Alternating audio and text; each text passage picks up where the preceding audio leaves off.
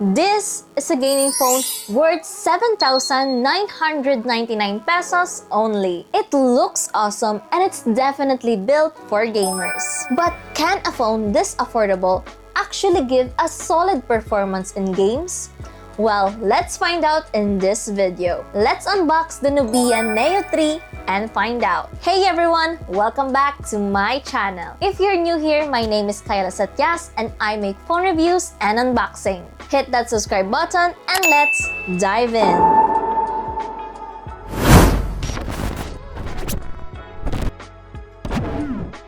Now as we open the box guys, we will see here the Nubia Neo 3. Together with a protective case, a SIM ejector tool, some manuals, a Type-C to Type-C cable, and lastly, an adapter. And now let's talk about its design. For its design guys, this has a futuristic mecha design, which integrates futuristic aesthetics into its design, with every curve, line, and detail crafted to present a unique and striking appearance. Now for the Nubia Neo 3 guys, this has 3 different colors, which are the shadow black, cyber silver, and titanium gold.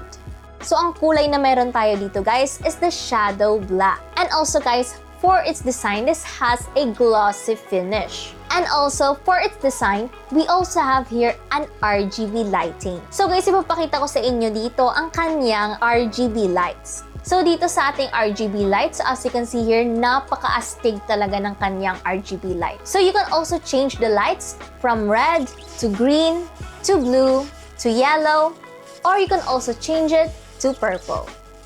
So actually guys, hindi lang siya nag-ailaw sa alarm clocks. It can also light up while you're charging or while you're playing games, receiving calls, and notifications. So for its RGB light guys, it is fully customizable. So you can change it kung paano siya mag-ailaw. So you can change it guys from its color or how it lights up. At hindi lang yan guys, kasi meron din siyang feature or design na kung saan meron tayong dual shoulder gaming triggers. So for the dual shoulder gaming triggers, it can be found on the right side guys. So dito yan guys yung dual shoulder gaming triggers. So through the dual gaming shoulder triggers, it can provide you a precise and optimized control for an elevated gaming experience. So mamaya guys, ipapakita ko sa inyo kung paano natin i-set up yung ating dual gaming shoulder triggers. But that will be later on the gaming section. And now let's check if this is a dual SIM or a single SIM.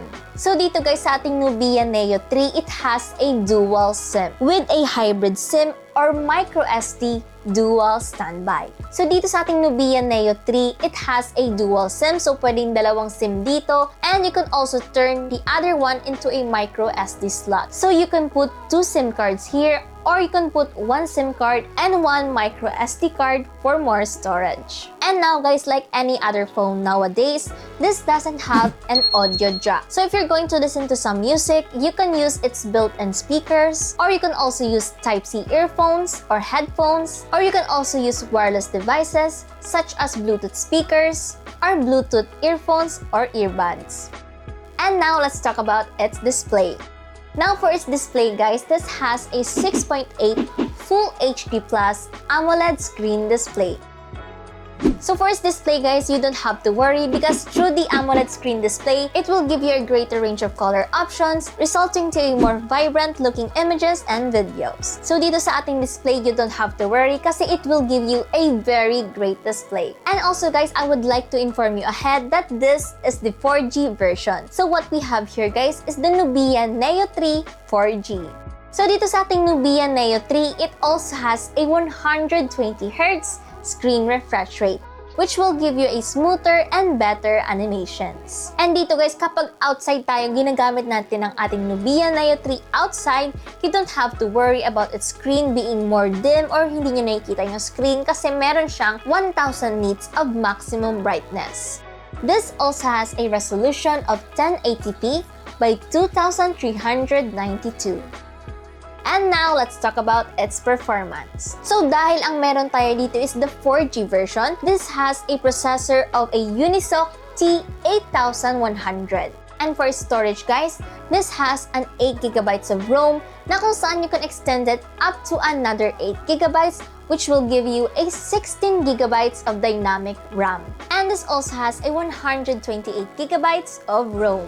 I also conducted a Geekbench test, which I will show the results right here. So this is the results for its GPU, and here are the results for its CPU. So guys, sa ating Nubia Neo 3, this has a dual speakers. So we have here the dual stereo speakers with DTS X Ultra.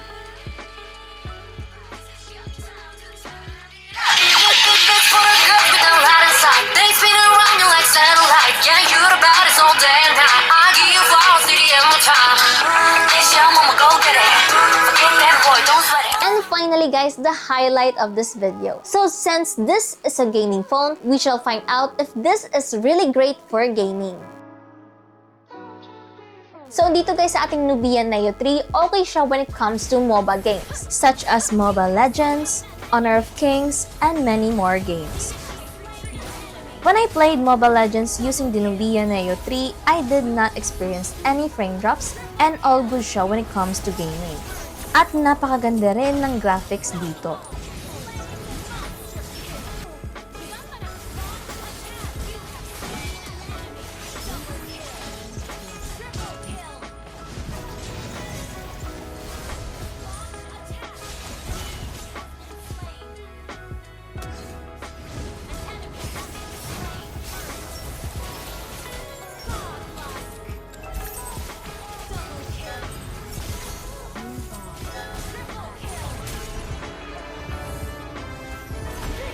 Now for Honor of Kings, I received a steady 30 FPS, and like Mobile Legends, all goods ang graphics and gaming dito.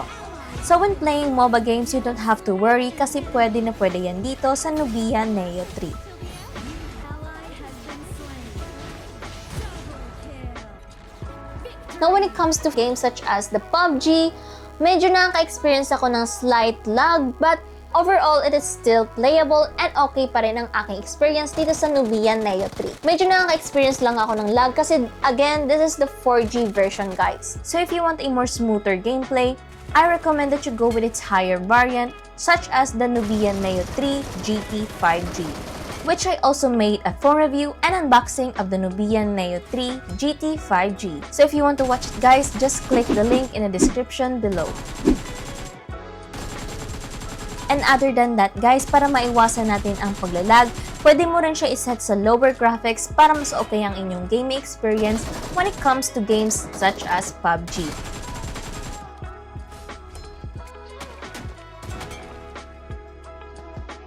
The same goes with demanding games just like Genshin Impact. I recommend that you go with a lower settings para okay ang inyong gaming dito sa Nubia Neo 3. Kasi this is a 4G version ng ating Nubia Neo 3 at ang perfect lang dito is yung mga mild or casual gamers. And now guys, we will move on to its gaming features. Syempre, isa na yan guys, yung dual shoulder triggers guys. So for the dual gaming shoulder trigger, you just have to open your game space na kung saan dito sa ating AI Game Space 3.0 guys, you can also boost its CPU and GPU guys na kung saan it will give you a more smoother and better gaming experience. But aside from that guys, dito sa ating AI Game Space, dito rin natin isa-set yung kanyang dual shoulder triggers. Para magamit naman natin guys, kasi kapag hindi nyo siya na set sa game space, hindi natin magagamit dito yung kanyang dual shoulder trigger. So kailangan guys, para magamit na natin itong dual shoulder triggers is open the game space. And on the upper left corner guys, makikita nyo itong icon na to, just click it. And there we have it, the dual shoulder gaming trigger. So kailangan lang natin i-activate guys, so i-on lang natin siya. At dito it is fully customizable. So dito guys, iset nyo lang tong button na to or i-place nyo yung button na to. And dito guys, you can also customize it for different games. So syempre, iba-iba kasi mga buttons natin when it comes to different games. So dito, it is fully customizable. So you can have a different placement for different games such as the Mobile Legends, HOK, PUBG. So pwedeng-pwede yan dito guys. So just simply customize it for the game that you like at very easy lang to siya guys. So with the dual gaming shoulder triggers, hindi mo na kailangan mag-click dito sa kanyang screen. You just have to click the seamless button here, guys. And dito, guys, I would also like you to meet your AI gaming companion, which is Demi. So with your AI gaming companion Demi, she identifies specific in-game scenarios, providing timely reminders, celebrating victories, and offering comfort in defeats to create an engaging gaming experience. And now, guys, let us move on to its battery.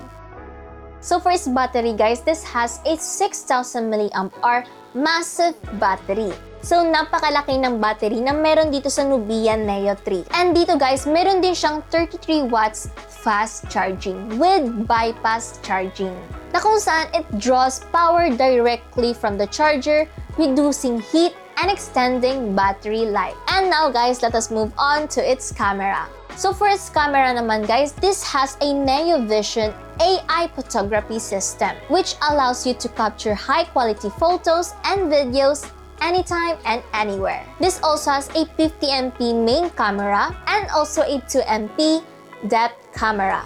And for its selfie camera naman, guys, this has a 16MP front camera. And for its video recording, this has up to 4K recording with 30 frames per second.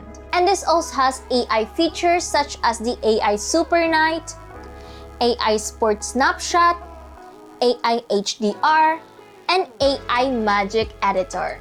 So dito, guys, I got some very decent photos with the Nubia Neo 3. So actually, guys, hindi ko masyadong nagugustuhan yung mga nakikita ko sa screen, but with the help of the AI camera, mas na-enhance yung kanyang mga photos.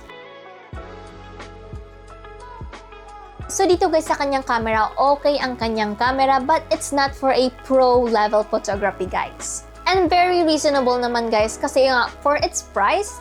And of course, this is introduced as a gaming phone, not a photography phone. And again, guys, like I said earlier in the intro, this has a pricing of $7,999.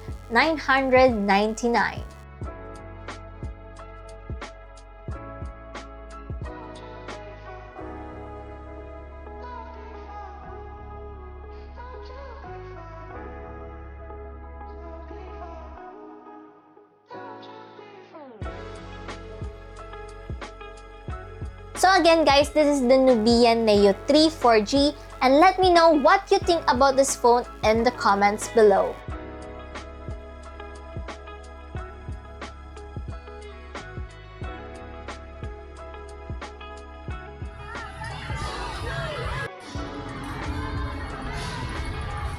And now it is time for my final verdict. So for my final verdict, guys, when it comes to its design, napaka-astig ng kanyang design. Although I just wish na sana nag-go sila sa matte kasi I am one of those users na kung saan ayoko nakikita nagalibang aking mga fingerprints, but overall, when it comes to its design, astig ang kanyang design, guys. It really gave a futuristic mecha design.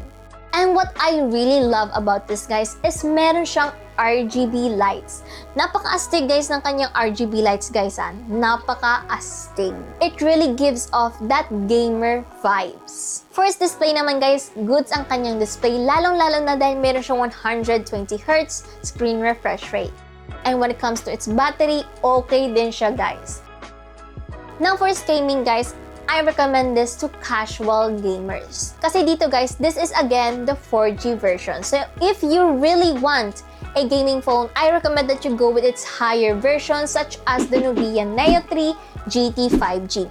But if you're on a budget, I recommend that you go with this Nubia Neo 3. Kasi ito yung pinakamurang variant niya, guys, na kung saan it is only ranging up to 7,999. So dito, very decent na siya when it comes to gaming. And for its camera naman, guys, it gave me very decent photos. Just don't expect much na kung saan maging pro-level photography na to, kasi this is again built as a gaming phone. So if you're looking for a gaming phone but you're on a budget, I recommend the Nubia Neo 3. But if budget is not a problem, I recommend that you go with its higher version, which is the Nubia Neo 3 GT 5G Or you can also go with the Nubia Neo 3 5G. Kasi again guys, this is the 4G version. So that is all guys for today's video. If you found this helpful, give it a like and click that bell button for more phone reviews. And don't forget to subscribe to the channel for more phone reviews and unboxing. That's all for today and thanks for watching. Bye!